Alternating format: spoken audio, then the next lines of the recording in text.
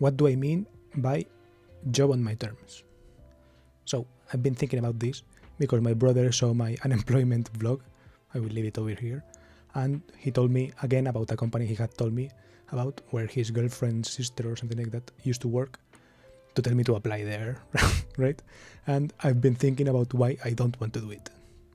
So that got me thinking on that what I mean with on my terms is that I don't want adornments or embellishments like resume embellishments and shit like that. I want to keep corporate talk to the minimum. I want to straight up say I'm unemployed and I have been doing basically jack shit for like 3 years and a half or something like that. Well, less, but yeah. But essentially, actually, what feels for like 3.5 years or something like that. And also say stuff that I have been just fucking watching YouTube and rating YouTube comments for like 3 years and talking to Discord. There are people fucking people on Discord or to reading Twitter and basically stuff that sounds like wasting the fuck out of your time to many people. But I am seeking someone who would see the value in that, right?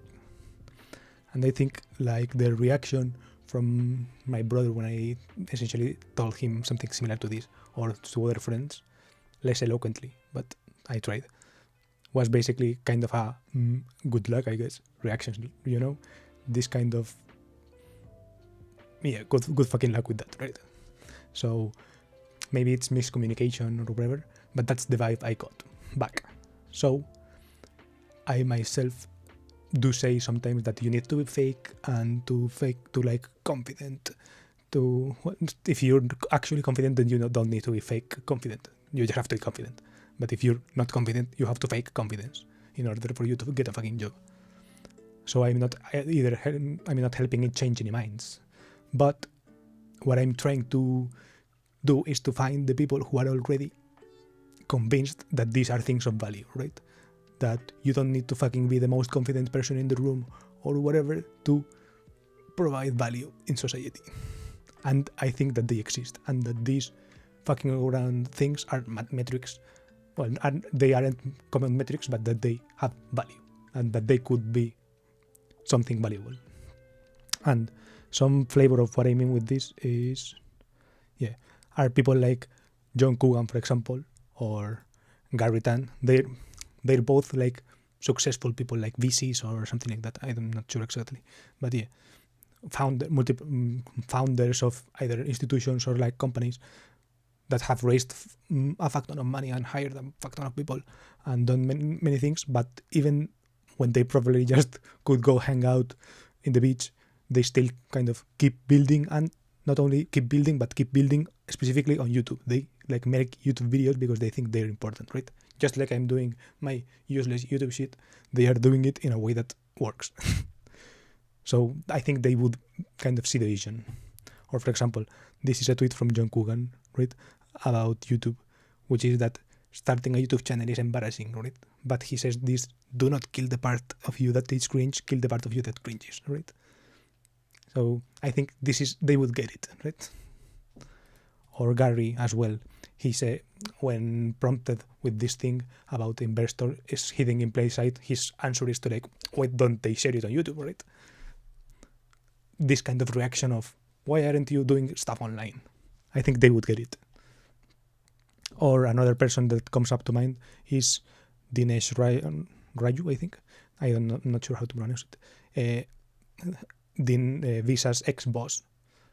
And he talks a lot about him and stuff like that. And he says here that he found him when he was a pretty disabled blogger ranting about the government, and that he saw something in him, right?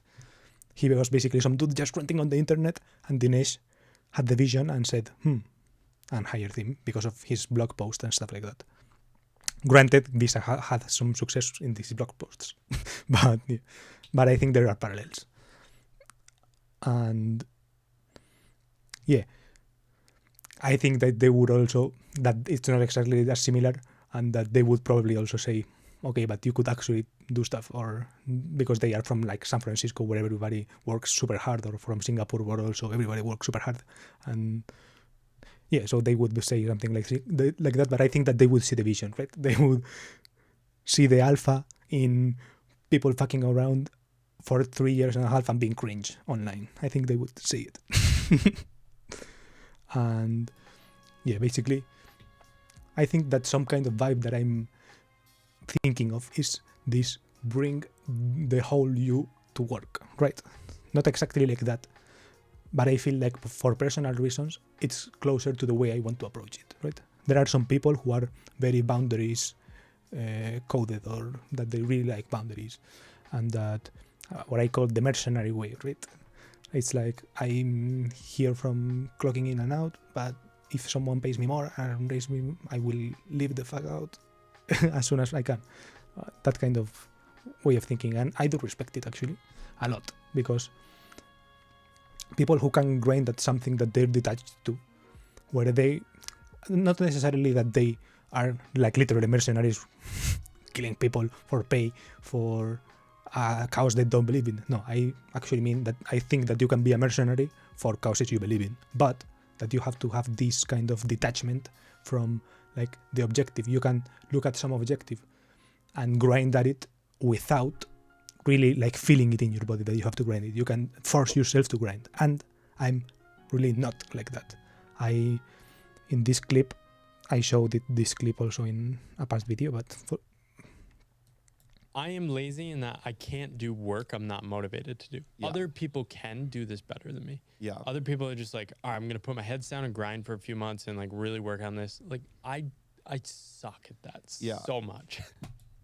Yeah, I'm basically like Paul in this case. I find it really hard. I will do it if necessary, but I find it really hard to work for stuff I don't really feel in like connected to, aligned. If I don't really feel a deep sense of alignment with something, I cannot pour hours into it like some people can. Some people can pour hours into something until they get past some kind of threshold where it becomes more automatic or some kind of thing like that. But I find that very hard to do. I can do it if necessary, but yeah, and I will probably eventually, if circumstance arises and I have to behave that way, because I will fucking do it. I will just suck it up and play the game, because I also, I have seen a lot of videos about interviewing. I know how the game works, basically. I know it. I haven't felt it, and I don't want to get into the game, but I know how it works from seeing it in thousands of YouTube videos. Well, not thousands, but tens or hundreds of YouTube videos, and probably actually hundreds of hours of listened content on like interviews and talks and stuff like that. Spaces, those kind of events that are about this kind of game, playing the game of interviewing. But yeah, I just have the hunch that I am the kind of person that would thrive more in an environment where I can just bring more of myself, and I have to play less of these games, right? I have to be less parallel, have to deploy less parallelized strategies of reaching out to companies based on whatever, and I can just fuck around and get back some kind of magic job offer from the skies. I know that this on my terms attitude is fucking unrealistic as hell, and that it's just a fucking long shot, and I'm not making it particularly easy. I'm not making a particularly great environment for job offers to rain on me, but I think that's kind of the path, right? I'm just going based on vibes, and at the moment I think this requires this kind of suboptimal approach for me, because I'm in the process of figuring out these things myself, right? I'm not exactly sure of what do I mean by my own terms, really, and all those things, but these vibes are what I mean by it, essentially. And yeah, I'm trying to get away from this. If you're not going to do it for you, who's going to do it for you, right? In the sense of shit's not going to rain from the sky. You have to like grind at it, and yeah, probably right. But I don't want to fuel that line of thinking too much, right? I don't want to fuel that line of thinking, because that line of thinking leads to stuff like quiet quitting, feeling some kind of abstract sense of work-life balance or stuff like that, right? If you don't do it for if you don't do it for you, no one's going to do it for you. That means that you're placing all of their responsibility on you, and all of the things that can go wrong and can go right on you, and all your success is due to you, and all your failure is due to you. And I don't really believe in that. I believe in that people can give you success, and you can give success to people, and people can give you failure, and you and all that. I believe that we are meshed, that you by yourself alone are not going anywhere. And if you deluded yourself into thinking that you made it alone, you lied to yourself and are failing to put respect on the pillars you're standing on, basically. That's why I didn't have this scripted, but that's kind of what I'm thinking, right? I don't want to build some kind of abstract sense of work-life balance, because that's kind of what it leads to. It leads to you, right? It leads to this mercenary kind of attitude, right? If you're thinking that if you're not going to do it for you, who's going to do it for you? You're basically going like, I'm here by myself, I'm going to get my own bag, I'm going to just quit. If the job stops being useful, fuck it. I don't care about HR, I don't care about the company, I don't care about anything. I'm just going to fuck it, to do like the base minimum amount of work and not do anything and get my paycheck, because I only care about me and my family and I want that paycheck for them, right? Or just kind of, yeah, fuck it. I clock in at 9, I get the fuck out at 5 p.m. and I don't think, and I totally disconnect from it because I don't believe in it. I'm just doing it for the paycheck. And I don't want to get led to that road, right?